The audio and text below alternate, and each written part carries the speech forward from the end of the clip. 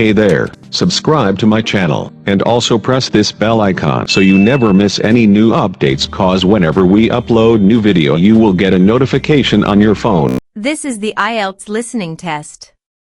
You will hear a number of different recordings and you will have to answer questions as you hear. All the recordings will be played once only. Now, turn to Section 1. Section 1. You will hear two students, Peter and Mary, discussing their new eating plan. First, you have some time to look at questions 1 to 5.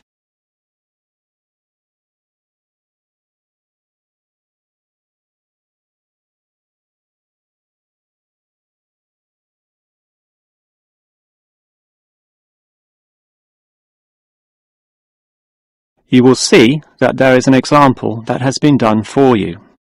On this occasion only, the conversation relating to this will be played first. Okay, Mary. I know I'm putting on weight with all my bad eating habits. That's right. Chocolate bars, pizzas, and all washed down with litres of soft drink. And with all the sugar in soft drink, I think we can say you're definitely overindulging, don't you think? Peter consumes far too much soft drink, so soft drink has been written in the space. Now we shall begin. You should answer the questions as you listen, because you will not hear the recording a second time. Now listen carefully and answer questions 1 to 5. Okay, Mary. I know I'm putting on weight with all my bad eating habits. That's right. Chocolate bars, pizzas, and all washed down with litres of soft drink. And with all the sugar in soft drink, I think we can say you're definitely overindulging, don't you think? I know. I intend to definitely stop drinking that from now on. And that's part of the sensible eating plan that we have agreed we need to formulate. One that we can both follow. That's right. Sensible and practical. Allowing us to indulge in some sweet foods on occasions. On rare occasions. And we're going to cut out all the pizzas and hamburgers. Well, not totally. I thought you said pizzas could be eaten once a week. You know how I like pizzas. No, I said once every 2 months. Once a week was ice cream, not pizza. Yeah, that's because you like ice cream. I prefer pizza. Peter, if you want to lose weight, you need to be disciplined in both what you eat and what you do. Which brings us to the issue of exercise. That's right. So, jogging twice a week and hiking on Saturdays, right? No, hiking is Sundays, allowing Saturdays for the light walking exercise. I've investigated and discovered there are a lot of walking trails around this suburb, with many beautiful places if you just look around. So, what's happening this Saturday? A walk around the city? That's later in the month. This Saturday we'll visit Pine Park. Hill Park is nicer, with great views too. Yes, but we have to travel too far to reach Hill Park, so I ruled that out, and I love the smell of pines. And what about the weekday meals? Salads every night, I suppose. No, it's important to vary the meals so that the food remains interesting and fun. The only common factor is the fruit juice, but otherwise we'll have a variety of healthy fare, from salads to fish to lean meat. I'd rather have meat every night, but you're the boss. If you want to lose weight, you'll have to accept this program, okay? Okay. Before you hear the rest of the conversation, you have some time to look at questions 6 to 10.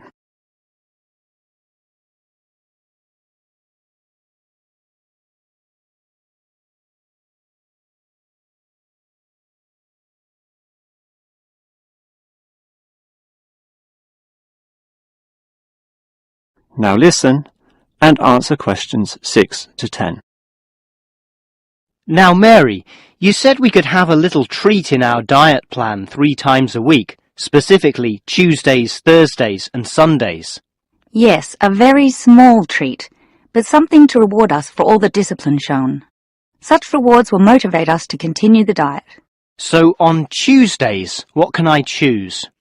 You have a choice between a small serving of chocolate, ice cream or biscuits. OK, well, I'll go for the biscuits. I love those crunchy little things with my cup of tea. So do you, right? I do indeed, so I'll have them too, saving the ice cream for later. But I know how much you like ice cream, so why don't you save it for the end of the week? That will give you the motivation to keep going, and you can have chocolate midweek. That's a good idea, but I think the most important thing is for you and I to eat different things on those other 2 days. Well, if you think that way, I'll eat the ice cream on Thursdays, not the chocolate, OK? Well, if you're having that, then I can't have ice cream. In order to be different, I'll have the chocolate. So we can compare our different snacks, and maybe even share a little with each other. Exactly. And the variety and fun involved will take our minds of wanting more. Eating for fun. A good idea. And then you can have the chocolate on Sunday, right? But I like biscuits. Actually, I want biscuits again, to have with my cup of tea. But you have the biscuits on Monday, remember? And we can't repeat. Oh, come on. This isn't fixed in concrete. I can have them again instead of chocolate. You might like variety, but I don't. I'm a creature of habit. Well, the whole point of this was to taste different snacks. But if you want the same thing, OK. I, for one, am sticking to the original plan, with ice cream to finish the week and not another dose of chocolate. That is the end of section 1. You now have half a minute to check your answers.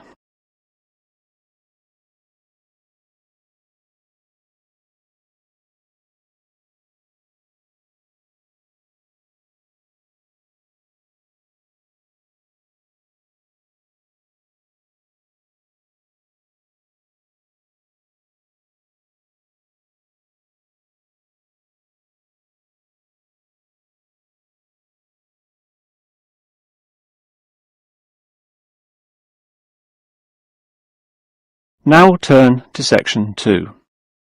Section 2. You will hear a childcare worker telling some mothers about the advantages of her centre. First, you have some time to look at questions 11 to 16.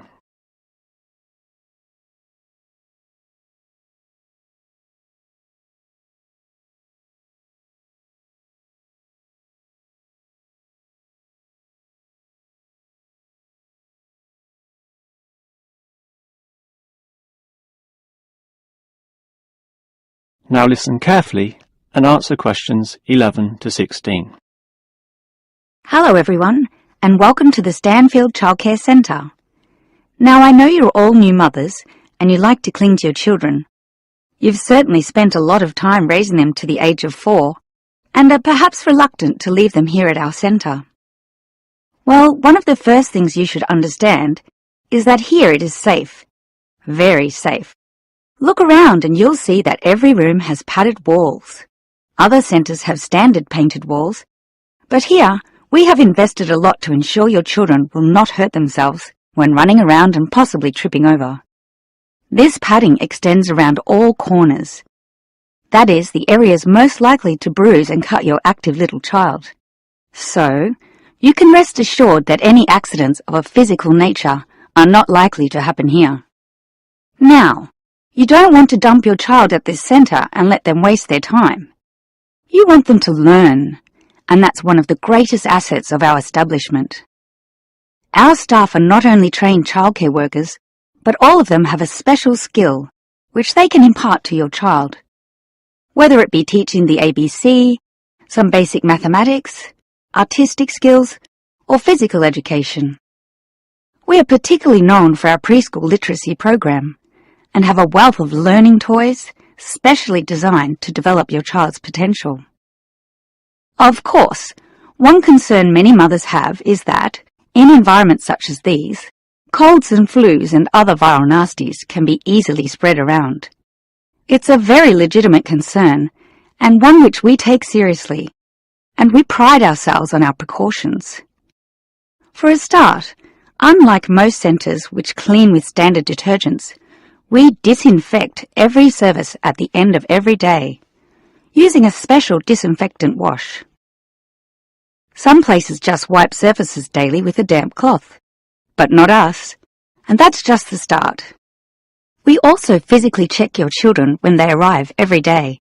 And if we feel your child is sick, we ask him or her to wear a face mask to ensure germs are not transmitted.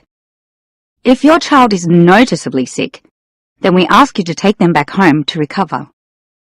This might sound a little unkind, but we hope parents can understand that these measures are for the benefit of all. Before you hear the rest of the talk, you have some time to look at questions 17 to 20.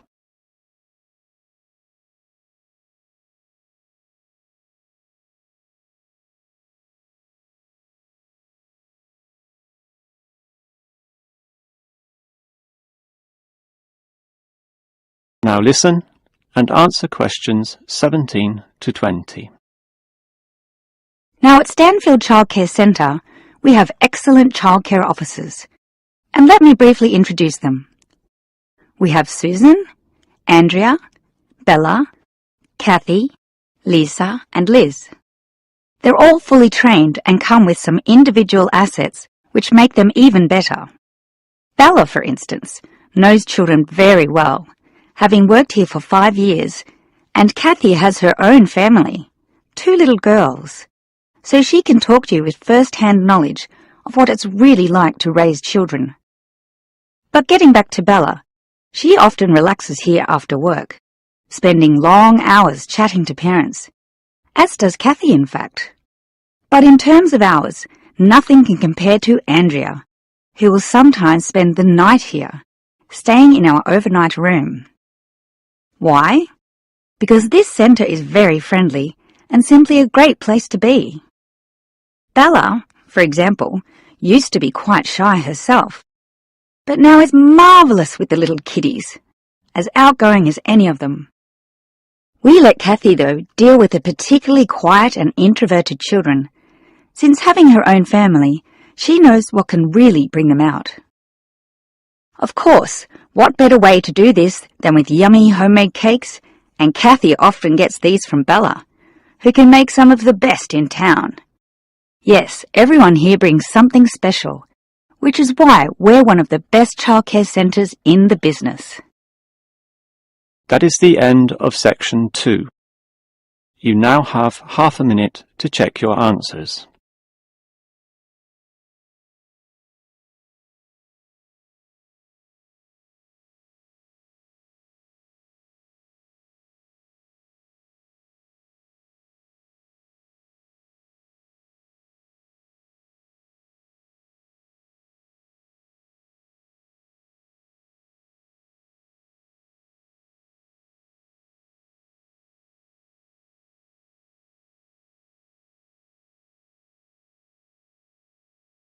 Now turn to section 3.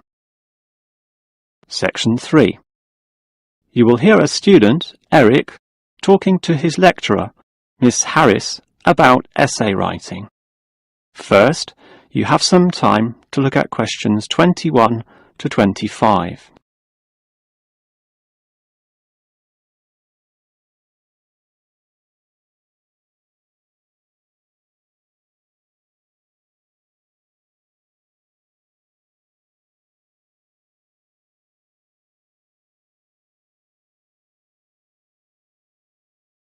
Now listen carefully and answer questions 21 to 25. Hi, Miss Harris. Here we are talking once again. Well, I'm always willing to help out wherever possible. Is anything troubling you? Well, your advice last week about writing summaries was very useful, and I'm using these summaries a lot in order to prepare my final master's thesis. But you're having problems, right? Yes, I have a few issues to discuss. Obviously, I want a good essay, and I want to achieve high marks, but I'm not sure on the best way to start. That's an easy question. Start with a topic, but not one that I necessarily suggest, but one that you want to explore. You will always write better when doing so on a topic you are interested in, not one imposed upon you by others. Well, I'm interested in management theory. Then pursue that. However, that alone is far too broad. Break it into various current areas of discussion and relevance. Then look more carefully at one of them. Say, management and cultural differences, or management and motivation, or other aspects, such as the role of salary, group cohesion, or leadership. I would say I'm interested in group cohesion, that is, how people interact in the workplace. Well, that's a start, but you can't then just write planlessly without defining exactly what you intend to do within the area you've chosen. You'll have to think of a thesis, and this statement could be of several types. Such as what? Oh, you could argue a point, something that you believe in, or discuss an issue, looking at its various perspectives, or critique the opinions of others, pointing out the pitfalls and flaws. The thesis statement will make that very clear because it will say, in simple terms, what you intend to achieve in your essay. I see. And then I can just begin writing, right? Wrong. Huh? If your essay is going to be clear, it needs to be logical and organised, and this means you'll need an outline.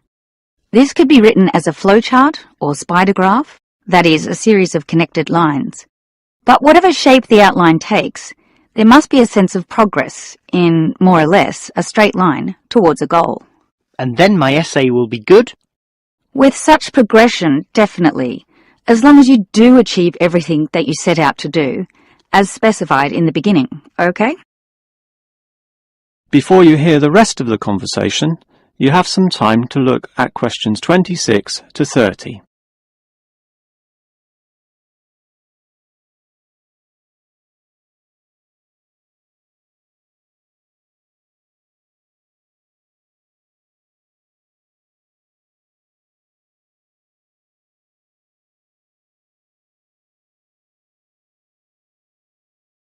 Now listen and answer questions 26 to 30. Well, Ms. Harris, your advice about essay writing all sounds very useful, solid and step-by-step, so I'll certainly follow that. But can you tell me in more general terms, what constitutes the best essay?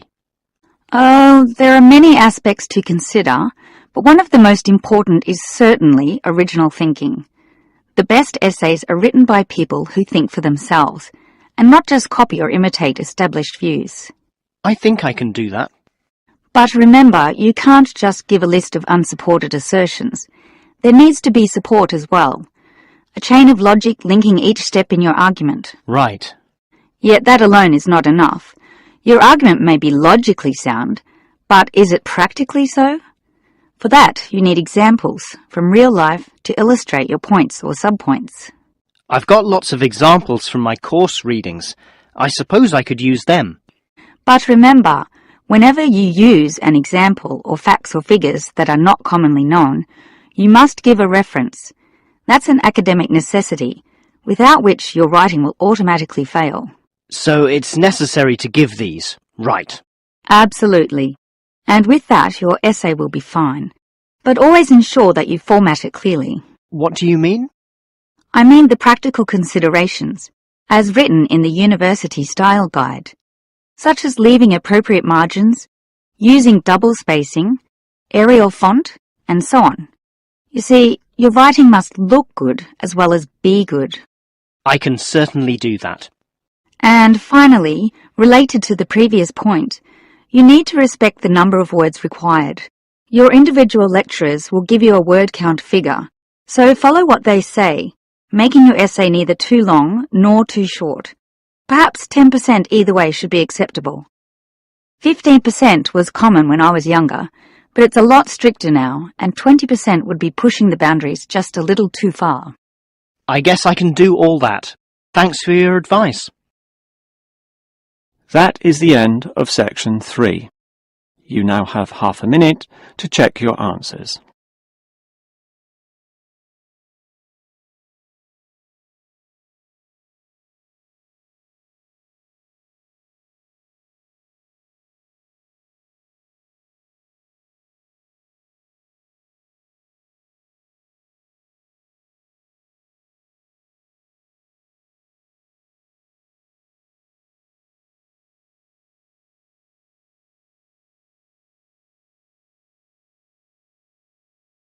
Now turn to section 4.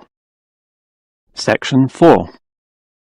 You will hear a lecturer discussing the history of people's beliefs regarding whether the Sun or the Earth is at the centre of the solar system.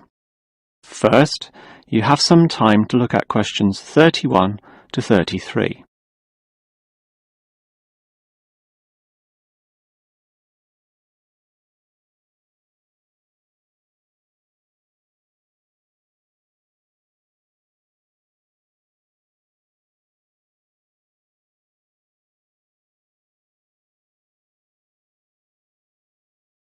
Now listen carefully and answer questions 31 to 33. In the night sky, the stars appear to revolve around the Earth, rising in the east and disappearing in the west. The Earth itself seems solid, fixed and stable, and such common sense perception suggests that the Earth is the centre of the universe. This is known as geocentrism, with geo meaning Earth, and all pre-modern civilizations drew this conclusion. We now know, of course, that the Earth revolves around the Sun, and this is called heliocentrism, with helio meaning sun. But historically, it took quite a while for this to be deduced. As early as the 3rd century BC, an ancient Greek astronomer, Aristarchus of Samos, proposed heliocentrism, but received little support from his peers. Similarly, throughout subsequent history, isolated individuals proposed this new idea, but again, no one was listening. Geocentrism just seemed too logical to refute. Geocentrism also fitted the views of the established Christian Church, who could quote biblical passages such as, "The world also shall be stable, that it be not moved." Those who dared disagree were subject to accusations of heresy, often with dire punishments to follow. The trouble was, as the night sky was observed more closely, that simple revolution of the stars proved not so simple at all. In relation to the other stars, some steadily wandered in given directions, then sometimes reversed for months, and disappeared altogether. They were called planets, meaning wanderers. In addition, the position of the Sun and Moon altered slightly over the year, and comets, those mysterious glowing spots, would come and go. In order to predict the motion of the planets, and accurately serve the primary purpose of navigation for sailing ships, increasingly elaborate mathematical models were needed, a sure sign that something was not quite right. Before you hear the rest of the lecture, you have some time to look at questions 34 to 40.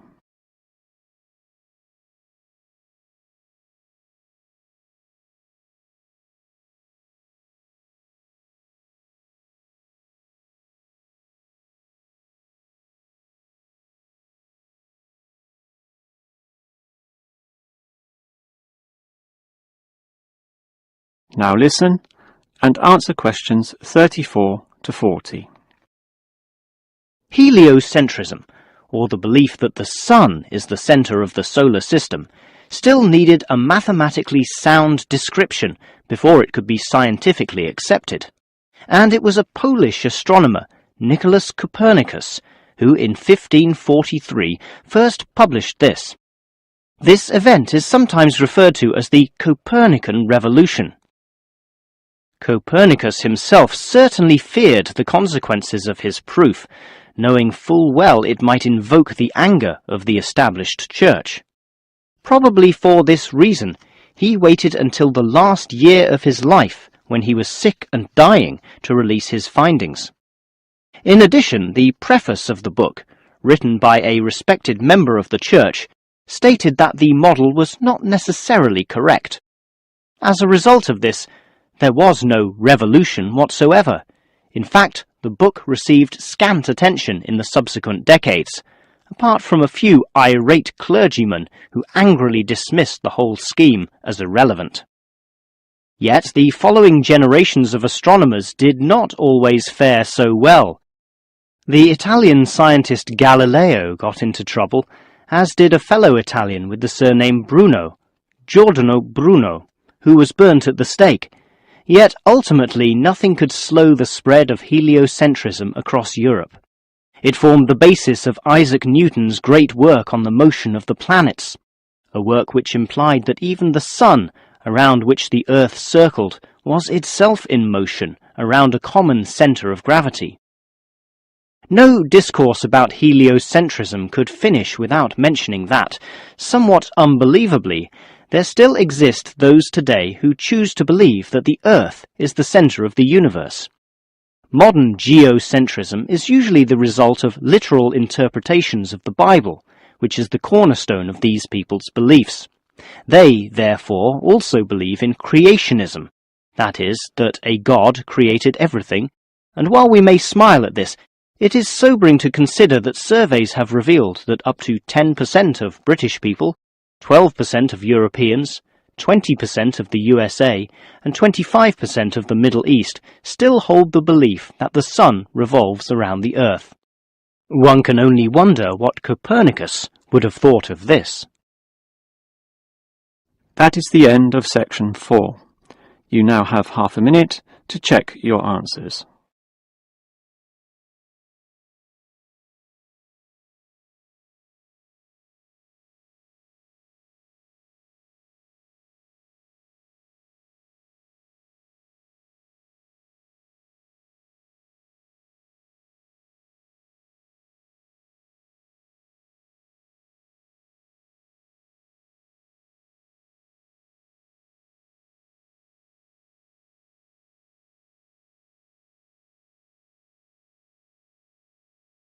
That is the end of the listening test.